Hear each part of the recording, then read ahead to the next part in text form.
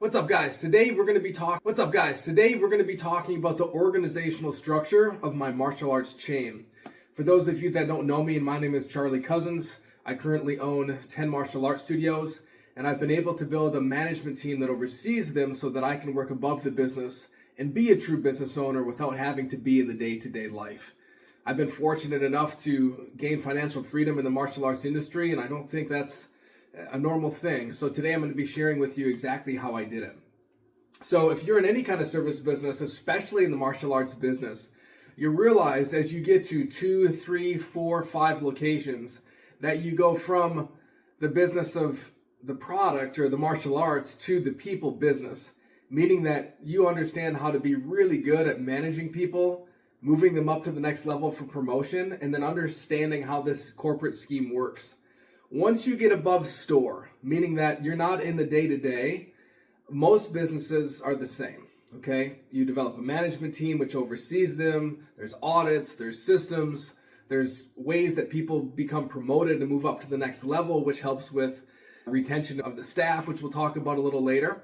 But again, today I just want to go over exactly how I did this because I think probably there's someone else out there that could benefit from this, okay?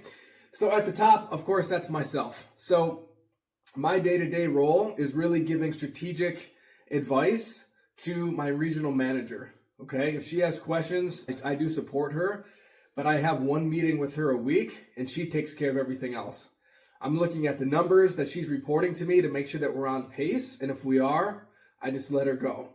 If not, I give her advice and hold her accountable to making sure that she's going to hit her numbers, all right? Other than that, I'm pretty much out of the business at this point. I still love training martial arts, so I do go and do that once in a while with the team, but I don't have to. I do it because I want to, and that's freedom, okay? So the next level down, the people that report to her are district managers.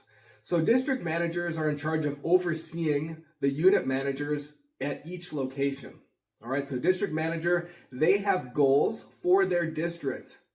So the combination of all of the goals in the 5 locations, that is their goal for themselves, for their position of a district manager. So the regional manager is holding her district managers accountable for hitting their goals. District managers now, they oversee 5 locations. I think they could probably go up to 6 or 7 depending on how good they are and how much experience they have, but right now they oversee 5 locations. So at these 5 locations, we have a location leader, and that would be the unit manager, and then we also have a location assistant. That's the person who is assisting with classes, helping sell programs, helping with the admin.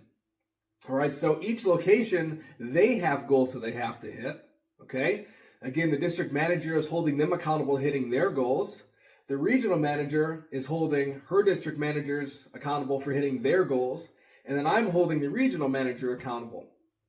Once you get past a certain point, as far as how many people you're overseeing, depending on the business, it's hard to control, manage, or lead so many people. With a district manager, anywhere between 12 to 15 instructors, that's about all that we can realistically expect them to manage.